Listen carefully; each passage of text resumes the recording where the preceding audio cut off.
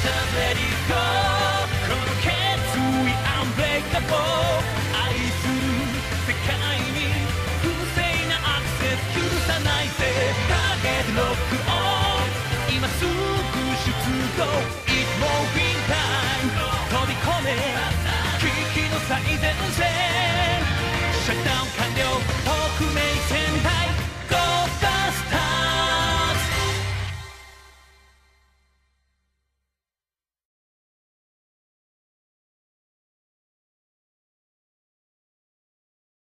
It's time to review Sonic Heroes for the Xbox. Sonic Heroes was the first 3D Sonic game to be released after the much beloved adventure duo and is notable for a few things. Firstly, it was the first Sonic game to be released on multiple consoles at launch, in this case the Nintendo GameCube, the Xbox, and the PlayStation 2. Secondly, it used a never-again-to-be-used system where you controlled 3 characters at once, and finally it brought back characters that hadn't been seen in ages such as Metal Sonic and the Chaotix. Now, I originally reviewed this game a very, very long time ago and showered tons of praise onto it. However, I might have been a bit too generous seeing as it was the first Sonic game I ever played, therefore it has a very special place in my heart. So I've decided to go back to it with a more critical perspective and see how the game holds up. Let's jump in to find out. There are 4 different teams in this game, each with 3 members and a different story and difficulty. Team Sonic, the middle difficulty, has Sonic, Knuckles, and Tails. Team Dark, the hard difficulty, contains Shadow, Rouge, and newly introduced Mecha E123 Omega. Team Rose, the beginner team, has Amy, Cream, and Big... oh god, why? And Team Chaotix, the special mission team, has Espio, Vector, and Charmy from the 32X game Knuckles Chaotix. Still wish Mighty the Armadillo got into the game somehow, though. There really is no point going in depth on each team's plot, as they're basically all just the same thing for slightly different reasons. Defeat Dr. Robotnik, collect the Chaos Emeralds, and save the world, business as usual. Sonic Heroes, like with Sonic Adventure, is a linear 3D platform where you get from point A to point B. The A button jumps, and when you press it again, you get a homing attack, a flight boost, and the ability to temporarily glide for the speed, flight, and power characters respectively. The B and Y buttons switch your characters, and the X button activates the central character's attack. Axle drive for speed, a melee combo for power, and thunder shoot for flight.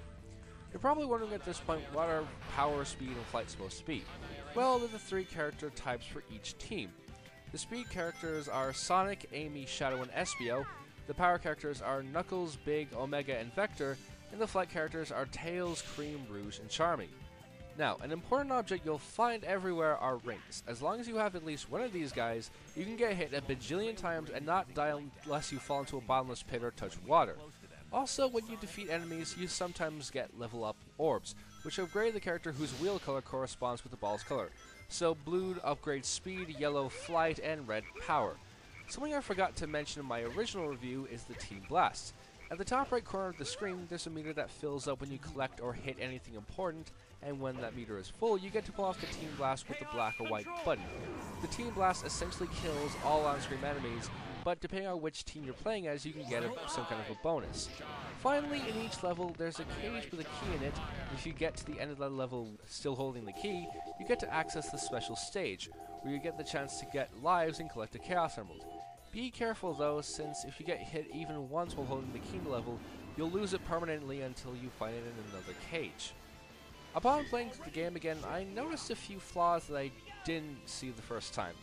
For starters, the controls get rather messy when outside of normal gameplay, mainly the special stages and the pinball areas. Also, I think it was rather stupid to have 4 campaigns, since aside from Team Chaotix, they're all virtually the same.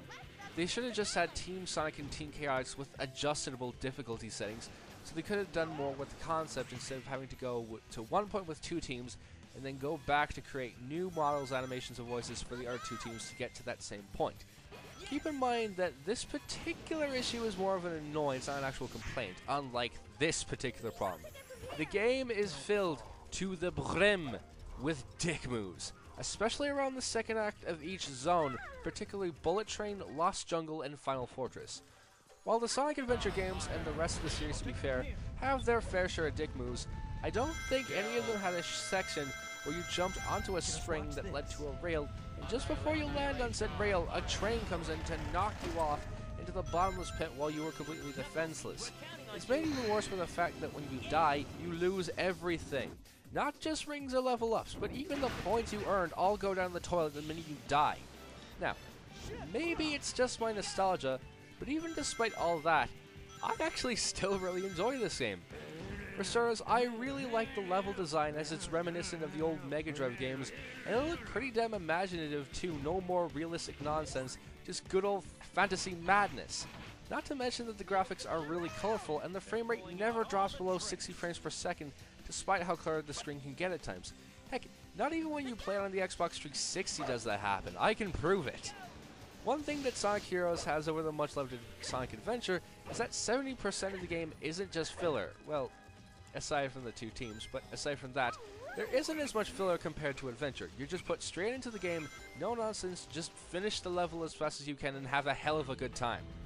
I also enjoy the soundtrack massively too. Heck, I even think it's better than SA1's soundtrack. You know what, screw it. I'm dedicating two full minutes to my personal favorite tracks in the game. Alright! Yeah! Enemies with fire dogs by pressing the X button in power formation. As fireballs, Zuko shoots us at the enemy.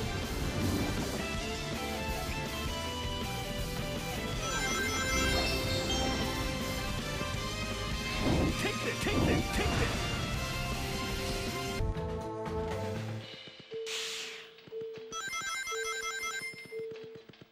Let's jump!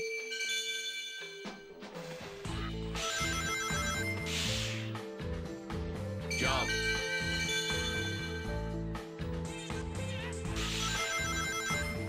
Good!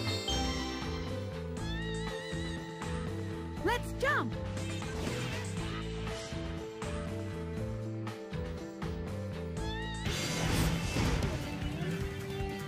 Hey! Look how fast I can run on this path! Level up! I'll take it! We did it! Here we go!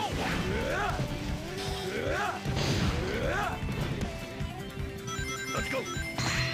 Good! Level up! I also really enjoyed a lot of the speedy platforming and set pieces throughout the game, such as the boulders in Ocean Palace, which by the way is one of my all-time favorite Sonic levels, and the bosses, while repetitive, are actually really satisfying to beat. My favorite team in the game would have to be Team Chaotix. Why, you may ask? 4 reasons. Firstly, they actually have missions different from the other teams that are actually pretty unique. Secondly, for some reason I love their absolute absurdity and cheesiness. Third, they came from an awesome 32X game. And fourth, their theme song is one of my favorite songs in the game. Sonic Heroes is a really enjoyable game with colorful graphics, great level design, awesome music, fun platforming and set pieces, satisfying bosses, and Team Chaotix! However, half of the teams are pointless, the controls get sticky at certain points, and there are a lot of dick moves for a Sonic game. Despite all this, I give Sonic Heroes a rating of very good. A great game, but is let down by a few noticeable problems.